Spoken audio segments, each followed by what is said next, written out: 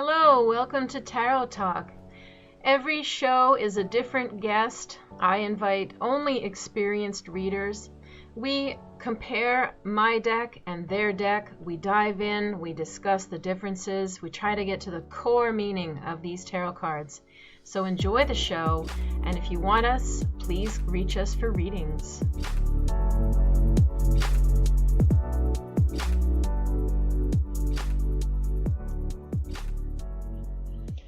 Hi there, we're welcome to Tarot Talk. It's a new initiative, and this is going to be our fourth one. I'm doing this because I want to showcase experienced readers. I want you to learn from us and maybe see if there's a deck that you like that you've never seen before, if you're attracted to a certain style of reading, and also just to showcase our guests and their knowledge of the tarot, because most of the time you see us behind a screen giving a reading, and you don't really get to see the knowledge side of us. So I hope you'll enjoy this. And we're welcoming today Jenna Matlin. Hi, Jenna. Hi, thanks for having me on. My pleasure. So Jenna is a full-time intuitive reader, and she is in North Carolina right now? Yeah. Yes, I'm a recent transplant to North Carolina, but I was reading full-time in Philadelphia before that happened. And where in Philly? Where in Philly? Like West Philly, like right outside of the Western Philly suburbs. Okay, cool. And you've also got a couple of books. You have a book called Have Tarot Will Travel and Have Tarot Will Party. Can you tell us a bit about your books? Sure.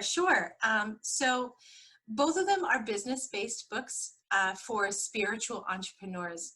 And they're basically books that I wish had been written when I started. So, excuse me, Have Tarot Will Travel is about how to bootstrap yourself into being an intuitive and having a business and using festival work to get you there. Both in terms of festival work is great because it gets you your chops, you know, because you're doing so many. And then I wrote a book called Have Tarot Will Party, which is how to do the party circuit, how to do the corporate circuit, how to do weddings, which can be such a, it's fun, it's nice, and it's a nice like addition to like a practice. So those are the two that I have out. Yeah, awesome. I'm gonna have to get them. That sounds really great. Yeah, no, I wish those books. Okay, yeah, awesome. But I wish those books had been out when I needed them 2 years ago. So let's talk a little bit about our stories and how we got into reading, because a lot of people will ask us that, right? Like, well, how did you start? And you know, it's like, oh, a switch went on one day, and all of a sudden, no. So there's always a long story to how we become readers, I think. Do you want to share? Yeah, well, you know, it's interesting you say that because a question I get often from clients is, when did you know you were clairvoyant? And I think that is the wrong question, because it was more, the question that's better asked is, when did you realize that everyone wasn't like you? Yeah. Because it wasn't like, oh, I'm really psychic. It was like, oh, wait, you don't know people when you meet them. You don't get impressions. You can't read that. That really, you didn't see that? Yeah. Exactly. Yes. So for people like you and I, you know, I think we've always been this at several times in our lives, and it just came to, when can we accept this, and how can we use that to serve others? But my history of tarot is long. I picked up my first deck at 14, and it was actually given to me by a drag queen. I'm from California originally, so like on my street there were a couple of houses. It was like a little mini drag queen community on my street. Oh, wow. And I used to hang out with them. Yeah. And my first public reading was at their Victoria party. Wow. Oh, that's fun. Yeah. So it was kind of off to the races after that. Yeah. How about you?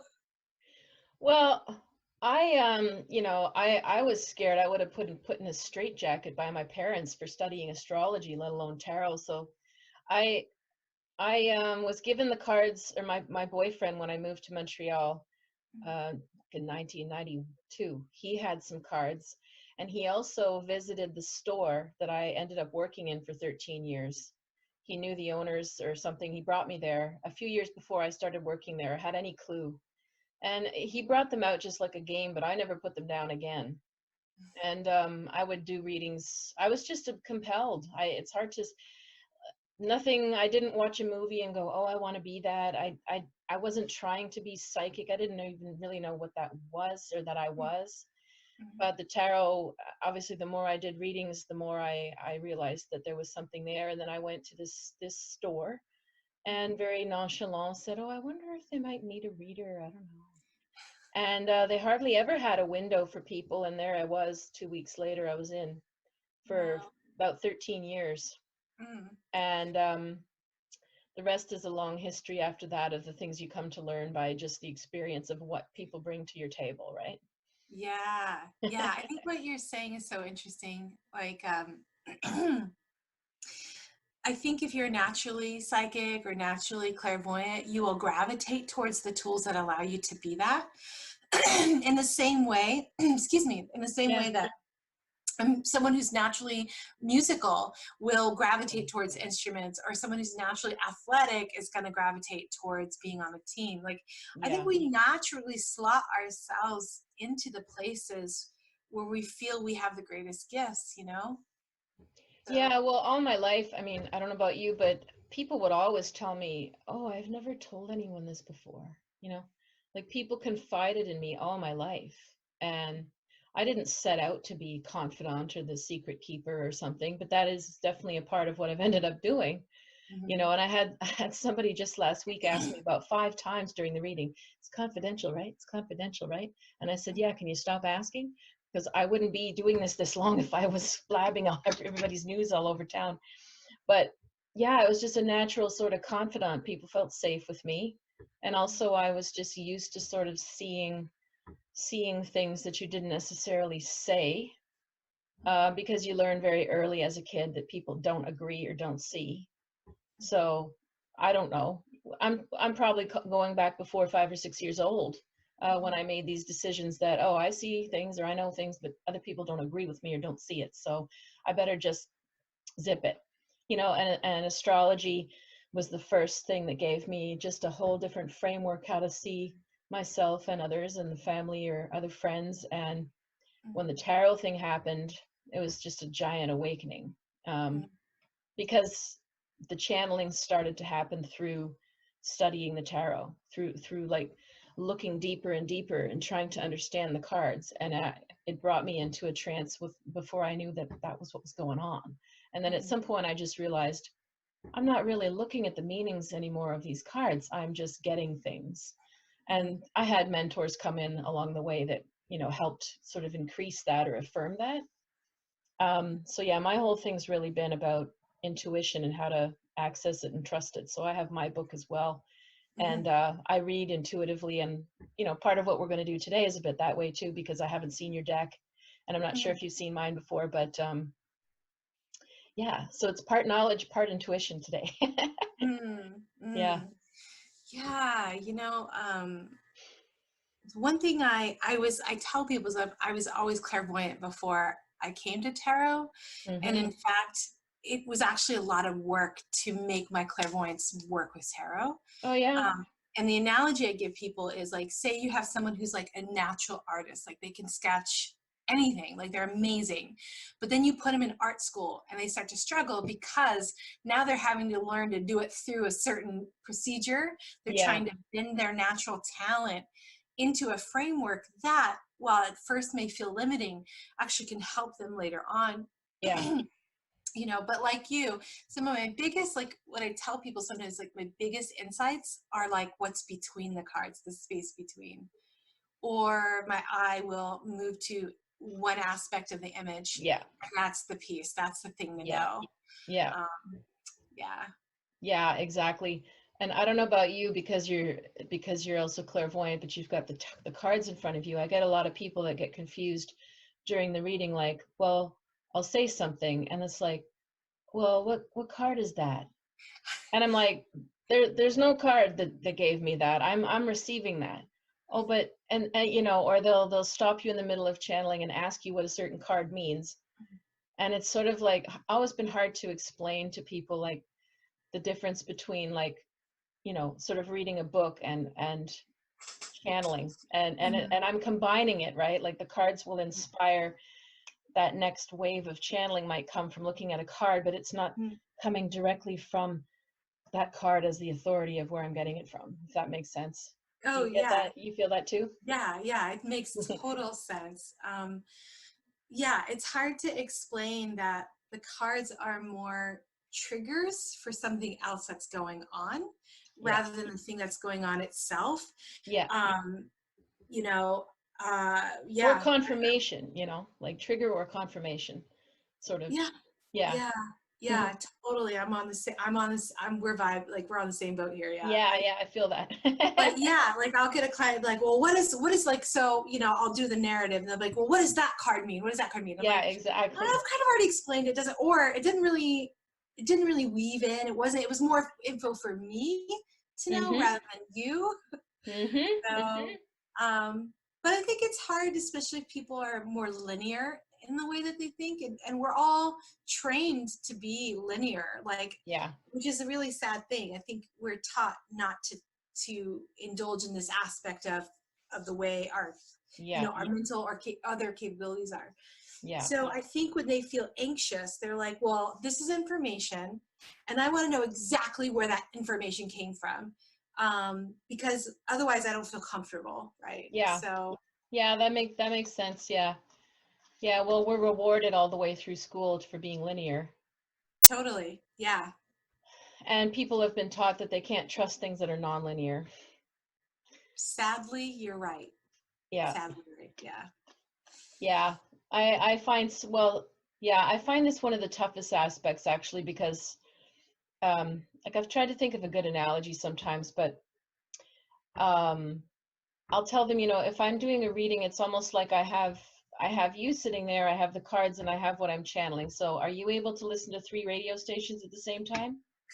You know, like I have to tap into one, Mm, and I don't know why it takes so long. Like I don't some readers I've seen over the years can be a little bit directive or a bit bossy about their process, and mm, I never wanted to make people feel scolded.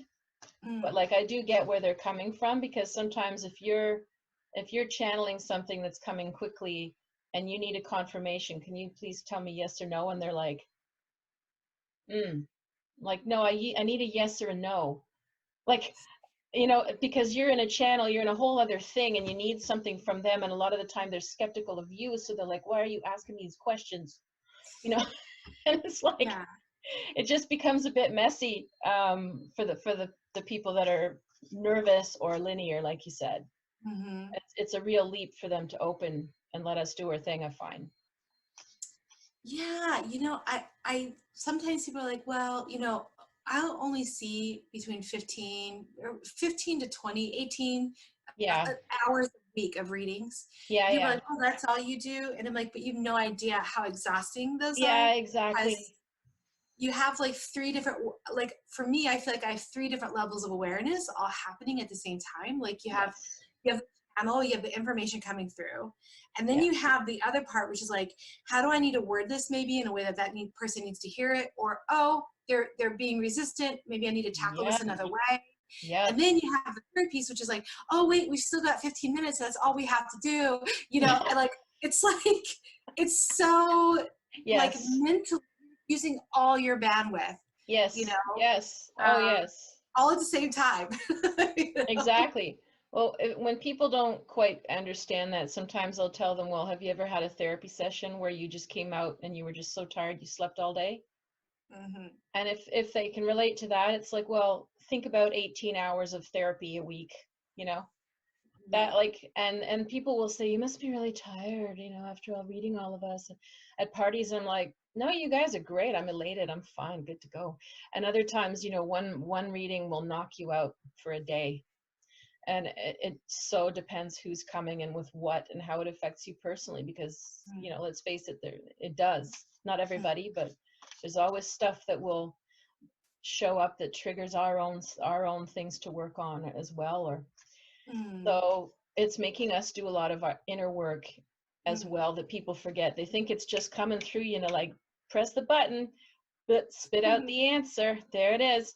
But no, it's making us grow, or we get stagnant, I find, if we don't mm. do our own inner reflecting. Absolutely. You find it? Yeah. Yeah. Yeah, totally. Do you go through waves of that where you feel like, you're sort of being shown that it's time for you to like take a hiatus or look at yourself and refresh Mm. yourself, and then your readings improve again? Yeah, yeah. I think that's sometimes economically, like that's a challenge, right? Yes, it Because is. we don't get paid vacation, we don't get paid time off. So if you're off, you're not making money. Yeah. So for me, that's always, I think for every person who does the kind of work we do, like there's that sweet spot between what I can be capable of enough so that I can make a living for myself, but also Yeah. not burn out. Yeah, Um, exactly. I find like I need a good solid week every 3 months or so, or I'm not a Mhm. happy camper anymore. And that Mhm. means, and when I mean a week off, I really mean a week off, not, oh, I'm not reading, but I'm doing all this other stuff. Like, like Okay, get yeah. off the screens. Yeah. Yeah, I hear you. Yeah, it's a constant yeah. I mean, it took me a long time to realize that's what I was doing, but I've been sort of regulating my flow or my energy all these years. Mm, It's sort of, let's say, the winter time that we just came out of. mm, Everything slows down for everyone. So mm, it's sort of a time when you can let your practice slow down to whatever you need just to get you by if you need a mm, rest. mm, And a lot of it is consciously taking time to rest or be offline, or it's like, no one's going to die if I'm not scrolling Facebook right now. Like, I can, you know, I can check in 2 seconds if someone wants an appointment. I don't have to be there all day, chitty chatty about everything. mm, Because that, yeah. that just gets, it just accumulates, I think, for Mm, everybody. mm, But living where I do, the environment I moved myself to changed things for the much, much better. Having water, having a small community, being walkable to stuff, minimizes many, many, many layers of stress that I had in the city. that's awesome. Yeah. Yeah. What about you, where your environment is now that where you live? Is it Oh, yeah, well, it's the same. I mean, Philadelphia is so compact, it's very urban. okay? And I struggled. I honestly struggled. It felt like my senses were constantly being assaulted all the time. Mm-hmm. And I'm very sensitive in general to like loud noises, like bright lights. I'm very sensitive.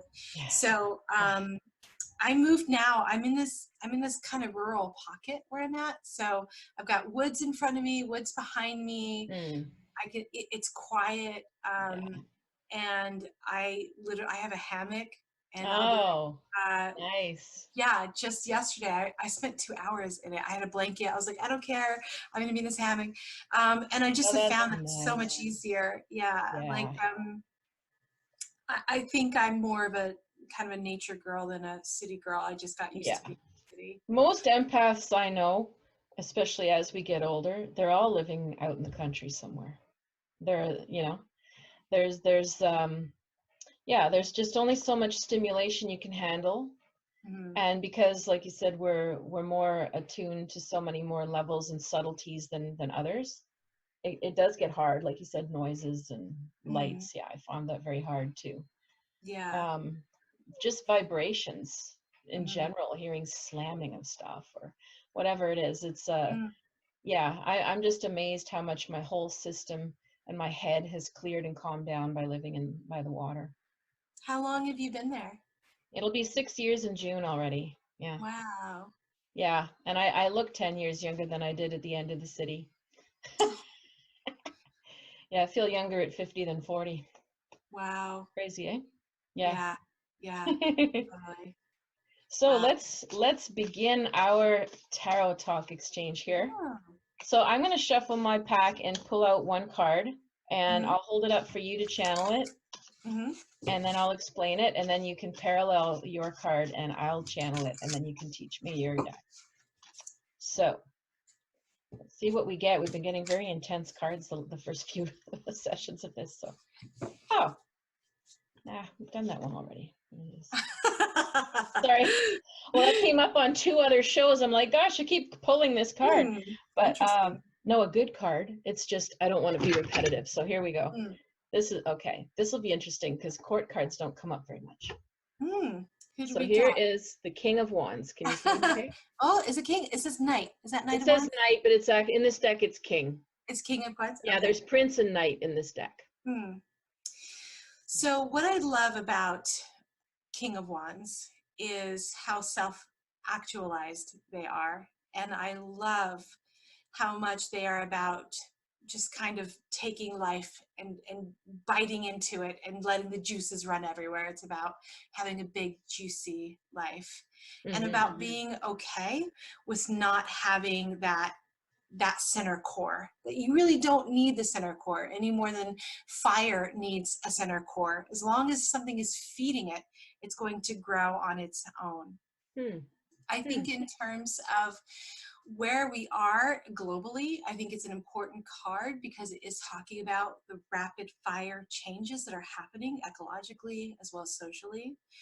I feel that there are going to be some conversations about personal responsibility on the political stage, not just for Canada or the US, but for really everyone as we're talking about class differences. So I do feel that comes up very strongly in this card. When I look at the image of it and I see him just like leaping, it's beautiful. It's really about what are you imagining that's actually keeping you back? Because it's not there. Like, keep going. I'm not surprised that you pulled a court wand because I mean, my business is Queen of Wands Tarot. Oh, that's right. Right? Yeah, like I'm wands all the way. I love this particular Thoth like image of King of Wands or Knight of Wands. It says is because it's really about action and movement. I think that he faithfully rendered that feeling of passion and fire. That feels really correct. It's really unbridled. That's the word I want to use for it. So what is he like? What do you think he's like to date? Or as a husband versus a date? If you this guy.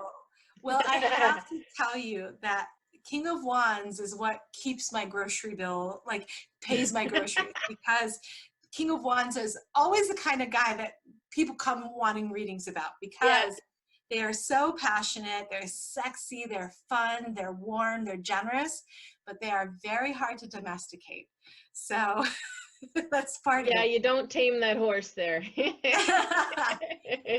So I would say like he would be a good George Clooney back in the day. George Clooney before he got settled could definitely be that energy for me. That's true. Yeah, what other celebrities do you feel fit him? Because if we go by fire sign celebrities, we'd have like we'd have Brad Pitt. He's a Sag. Who else? Well, Tom Cruise is a Cancer, but he's got some Aries in his chart. To me, he's a bit of this in his younger days, especially. Anyone else come to mind for you? He's a King of Wands.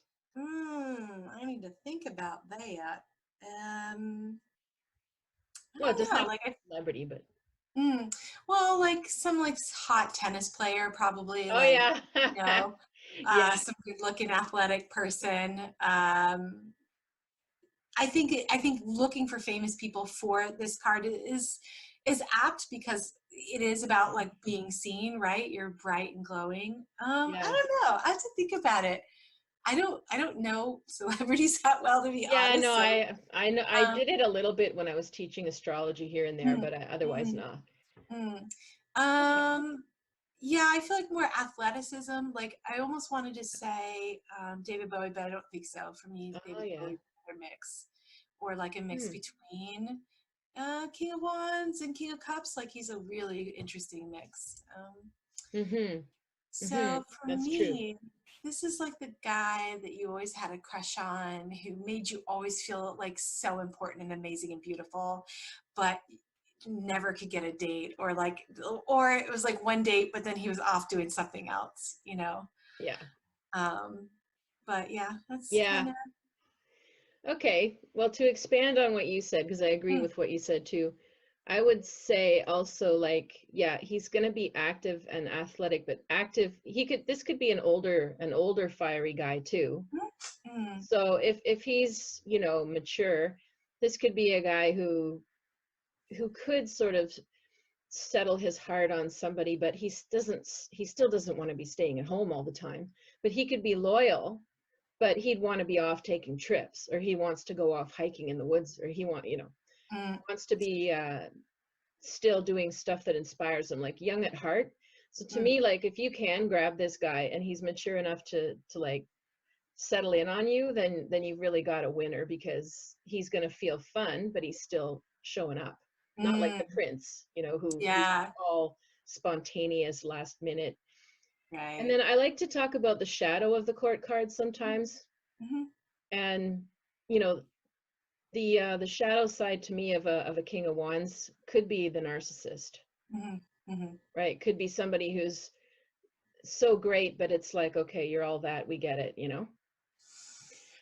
Someone who takes up all the air.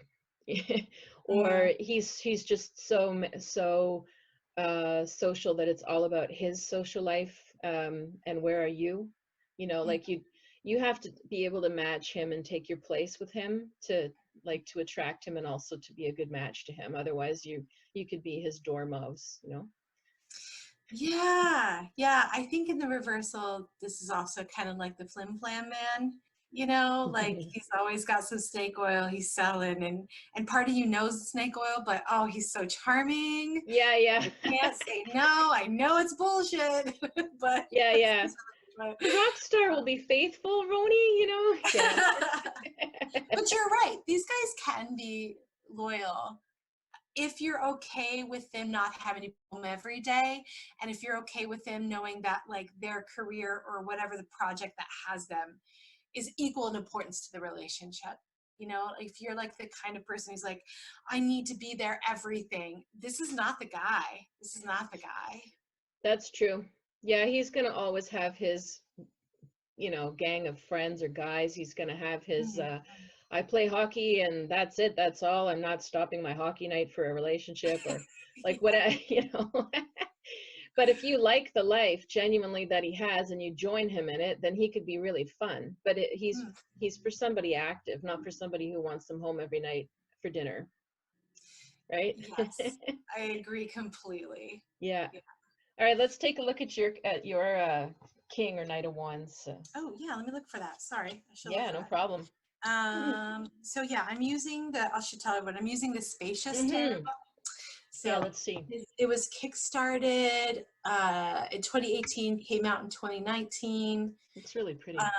Yeah, it's lovely. You know, every time I'm like, I'm not gonna buy any more decks. Get a hold of yourself, and then something comes out. I'm just like, oh my god. So wait, I wanted to show you like one of my favorite cards. This isn't King of Wands, but it's the Empress, and look how beautiful that is. Oh, yeah. Pretty. Oh, wow. Yeah, it's beautiful. Just Especially if you know your flowers, you know, and all the symbolism of your flowers, and I'm lovely. just in love with it. Where are you, buddy? See, that makes sense already for him, doesn't it? Where is he? Right, like Where are you now? You're supposed to call me at 10, you know? Okay, that's not it. Let me see here. It's always the last one, you know, that you find. Yeah. If you find that way when you're looking. Oh, yeah. So the thing about Spacious Tarot, and I know you and I talked about it earlier, but I'll explain it while I'm looking, is that Spacious Tarot doesn't have people in it. It has symbols. So this one, so in this deck, King is Elder. It's like a non-gendered. You have like Elder, Nurturer, Explorer, and Child. Oh, neat. And Wow. so this is the King of Wands, or Elder of Wands. Can you hold it maybe just a little closer for me? There we go. Let's see. Oh, wow. That's pretty. So yeah, I love like the wand is really glowing. I mean, it's totally illuminated. That you know, and the wands are the will. So the quality of his will is very strong and clear. And I see fireworks all over in the background, or galaxies or fireworks. So yeah, the fireworks could be romance or his creative side, his dynamic mind. It's all going on in the cosmos. And then I don't know what that is at the bottom. Is that goldfish?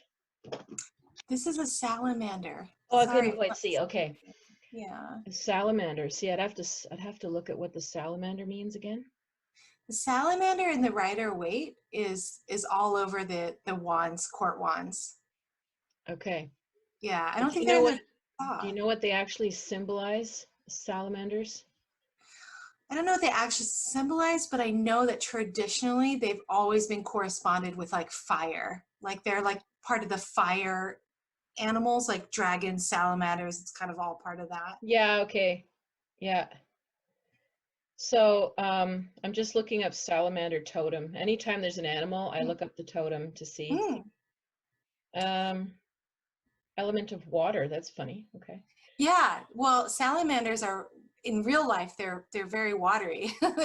So I think it's funny that they've been correspond. Well, this is like, you know, in the medieval times, so they didn't really know. Okay, it's saying something about the power and vision and opportunities and the ability to flourish in the face of adversity, overcoming challenges.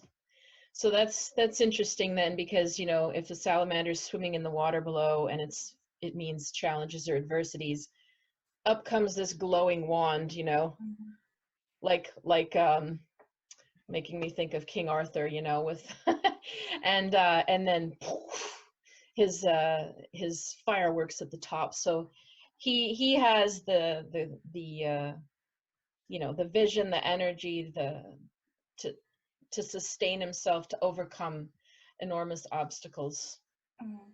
Yeah, he's lighting up the darkness there. He's bringing joy too. I like the salamander at the bottom of the wand in a way, because it makes me feel like he's also grounded. He's not just all air and all up in the head. Yeah.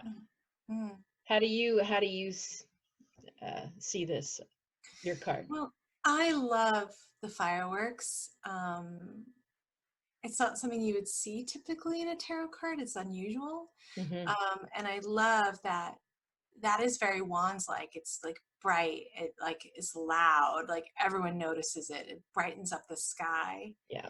And so for me, that's really King of Wands types. They light up a room when they come in it. They can't, they're no wallflowers, even if they want to be. People notice them. So, and I like that fireworks are usually celebration. So there's a real positive energy to the card that I appreciate. Yeah. Yeah. Yeah, celebration makes sense with the King of Wands. You know, they're gonna want to party. They're gonna want to have a fun time. They're gonna want to decorate or dress up for the dance or for whatever. Like, you know, I find the Wands, they like their style, even if it's not. It doesn't have to be tuxedos, but they like their style. Yeah. Yeah, they're a little flashy.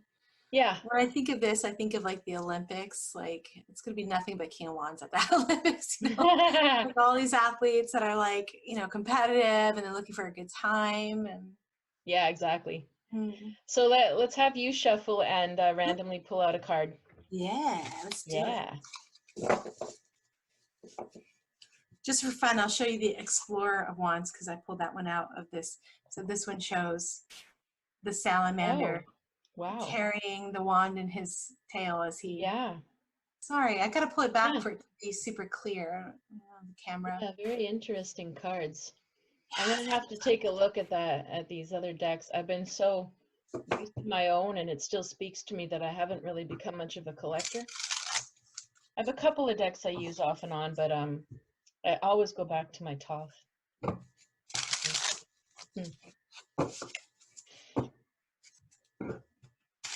Yeah, I read with one deck for the first 15 years. That was it. Mm-hmm. And then I started. Which was? It was. Oh my God! I can't believe I. It's a Rider-Waite. And the Enchanted Tarot. Oh yeah, yeah. You know what I'm talking about? I can't believe I just blinked out on that. That's all right.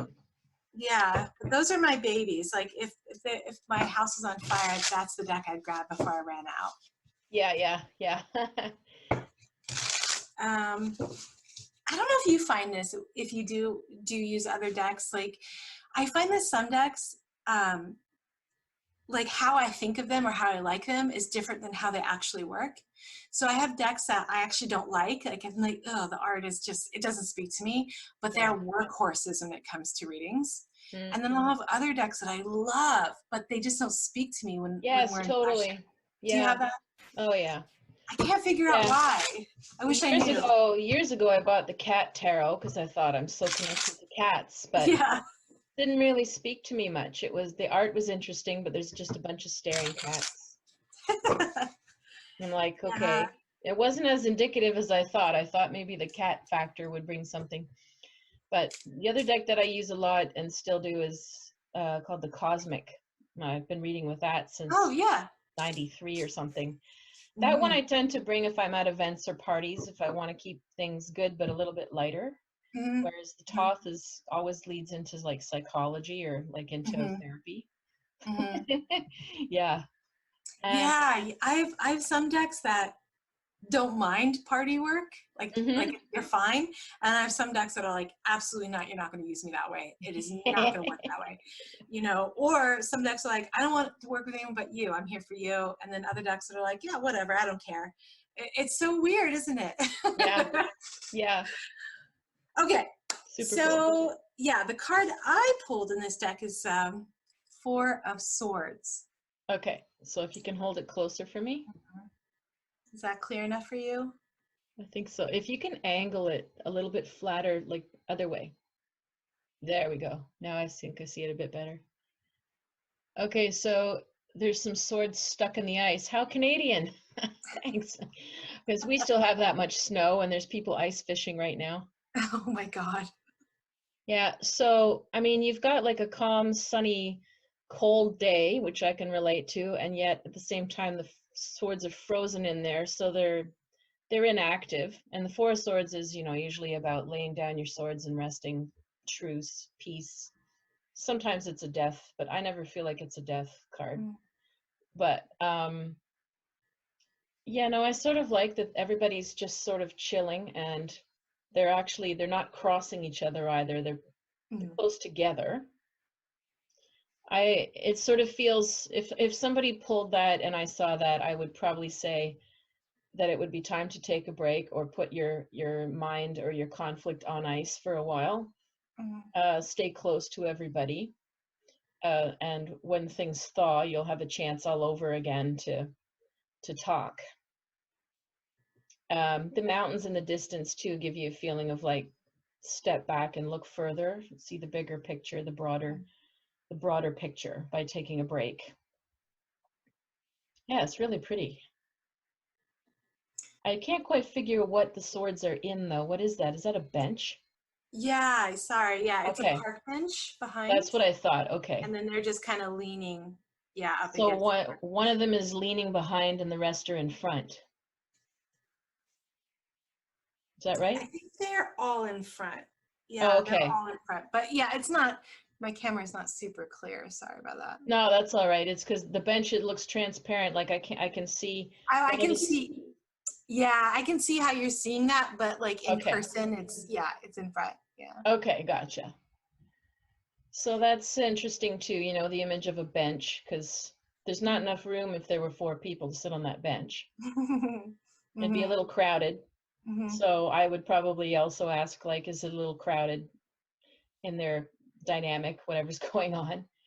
Because as we know, the 5 follows it, and sometimes there's too many cooks in the kitchen. Yeah. Yeah, I mean, the reddish clouds too give me a feeling like, if we see a sky like that here in the middle of winter, I don't know, it just gives me a bit of an ominous feeling about the weather to come. Not quite sure what, but the whole red skies, is it night or is it morning? Red skies in the morning are a warning. Red skies at night, sailor's delight type of thing. Yeah. Yeah, very interesting. Very pretty card. Isn't that pretty? Yeah, how do you explain? Well, I love the spaciousness of it. Yeah, yeah, that's For the title of the. yeah, yeah, that's funny.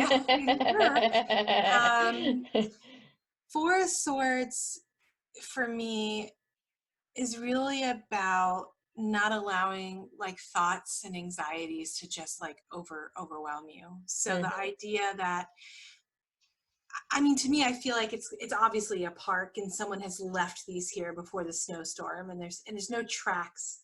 There are no Yeah, tracks. No one's moving through at all. that's Um, true. Yeah, it's pristine. yeah. And I feel like when I look at this, I feel like this is more like dawn than sunset, than Mhm. evening for me. When I look at this, it feels like a dawn. So for me, this is just really about um, sometimes it's okay to have unfinished business and you got to let it go. I Mm. think we are often so concerned with tying up every single little thread in our lives that we can't rest until we do this thing. Yeah, And I think that's a very so true. Yeah. Western way of being in the world. So I think this is really just a beautiful reminder to lay your cares down. It doesn't have to be resolved right now. This is not about resolving. This is about letting things come to a rest. Um, Yeah, that's a great point, especially with, the anxiety epidemic that we have, oh my where gosh, everybody just wants to know why and what and now. And right. Oh my uh, God. yeah, That's a whole other episode we could talk about right there. yeah, yeah. Well, we should. Yeah. Yeah. All right, so I'll hold up mine. Okay, cool. So here we go. Ooh. What's the word? Does that say truce down there? Truce. Yeah. Uh, oh, wow. What a pretty card. Hmm. You know, the thing that immediately it kind of speaks to me is what looks like St. Bridget's crosses Mm-hmm. below and above. Like that for me really speaks to me. Um, and I'm also loving what looks like fractals of crowns around Mm-hmm. either side of that. I think of crystals. I think Mm-hmm. of just well balanced. I almost get the sense that this is like an undercover justice card. You know, it's like Mm. such a well balanced card. The feeling I get when I look at it is really cool. Like I'm looking at it as if like it's a seed pod and the seed pod has just sprung open. Like the green Mm. parts are like the actual woody part and the middle is like the seed that's supposed to come out. So for me, this really feels like and looks like untapped potential that there's still it's at rest, but there's something singing under the surface of this. We're not, this isn't death. This is just like, we're taking a moment, we're taking a breath, but um, what's already been put into motion, what's already been planted will plant. You just gotta wait. It's out of your control. Just gotta let these things kind of happen. Yeah. Um, it's interesting to me that the swords that they're using are like more like fencing swords, Yeah. rather than like a broadsword. Like to me, this really indicates, Yeah. and I feel like that's very thought in like there's a lot of intellectual agility throughout the deck, which is also mirrored with the artistic like intensity of the deck, which is so unique to it. Mm-hmm. So I feel, where was I going with this? Where was I going with this? Oh my gosh, I just lost my train of thought. It'll come back. It'll come back. Yeah. But I love how well balanced it is. I love, I really wanted to say this thing and now I've lost it. Um, but it just feels smart. Like, Yeah. oh yeah, that's it. The fencing, there it is. Right. Yes. So like when you're a fencer, you're not, your role isn't to be powerful. Your role is to be quick and to be like decisive and to be able to move very quickly and decisively. So I feel like that's partially what the reading is saying, is like once we've maybe moved out of this quiet, uh, there's going to be something more fleet of foot than you might have thought. like just because you're in stasis now doesn't mean that the situation is heavy. The situation can actually be quite light. You don't want to equate the waiting moment with how that's going to pan out. That's kind of what I see. Yeah. Well, the other, yeah, I love that you brought up the thing about fencing swords versus broadswords. Yeah, because it just suggests we can see the fencing, the bouncing around, how quick and agile everybody is. And en garde, you know, it's like, it's not slice and dice, you know, it's something else. It's settling your differences with a sword, like in a, the other thing that is interesting about the card too is, you know, the green that sort of protects these swords from whatever these fractals are, which you could say could be the mind, could be all of the arguments or extraneous people weighing in or whatever's going on. And there's this protected space where they meet, and the swords meet in the middle like a flower, like you were saying. And the astrology of the card might be hard to see, but there's just double check it. Jupiter, the symbol for Jupiter up at the top, and then in Libra. So Jupiter in Libra would, you know, expand any Libra energy, which as you saw, it's like a justice card already. And it would be like the negotiator mediator on acid, Jupiter in Libra. How many ways can we talk about it? How many, you know, can we make it aesthetically nice and pleasant to do so? You know, can we, yeah, so there's that space of weighing everything and talking it out. And I like that the bottom of it says truce. So I always get a good feeling that this card it's a hiatus, it's a rest, it's peaceful negotiations. And then you have to see what cards are beside it, how things turn out, right? Yeah. I like how, I mean, versus mine, you know, here, these are more that broadsword swords, right? Like it's just a heavier weighted, more energy. Yeah. Whereas the Thoth is much more light. It's really kind of like, this is just a moment we're skipping through, rather than like a place we're settling. And it does it really, really well. It does it really, really well. Yeah, I find that's why I like to use or bring this deck up comparatively, because most of the time you see the Four of Swords like the Rider-Waite, it looks like a man in a coffin, you know. A lot of the time it's got a death card feeling. Instead, this has, and this just has usually just such a different philosophy that it's interesting to compare, you know, what's the core meaning of this card then, if one is heavy and one is saying it's light. You know, like if you hold yours up, what would be the parallel between these? What is similar to both of them then? What is similar to them? Well, I think the lack of conflict is similar to both of them. That there's nothing really forcing or moving or pushing or destroying. So I think that is part of it. Other than that, I don't know. It's a very different vibe. Yeah, you know? There's a coolness to both of them in a way, though. Oh, yeah, that's a good point. Yeah. With the blue and the green and. Yeah, that's a really good point, actually. Well, the speech of pause and think, you know, pause seems to be the big. When I was looking at your card, like another thought that came to mind, another kind of piece of info is, to me, Four of Swords is truce or rest, because it is something completely self-contained in a way that an algebraic function, like you have this algebraic function and this algebraic function, and they equal each other, and there's nothing more to be done. We're just here, you know, or like a really well-balanced molecule, like a, you know, and so I get that, like it's still dynamic, it's still vibrating, but it has come to its own answer and its own conclusion. And there's nothing kind of left outside of that. Yeah, and fours often have that kind of feeling. It's a square, it's a box, you know, and then it's like either secure and stable, or it keeps you stuck or imprisoned. Either way, you know, it has to bust out after. But yeah, Yeah, very interesting cards, you know, like that we pulled the King of Wands and then the Four of Swords. It's like, you know, this guy who's just like, I'm all that, and you go, okay, chill. Dude, yeah. Dude, yeah. Yeah, like we got like two very, very different, Yeah. diametrically opposed, really, cards for today. That's Yeah, really very cool. I wonder what it's going to mean for us.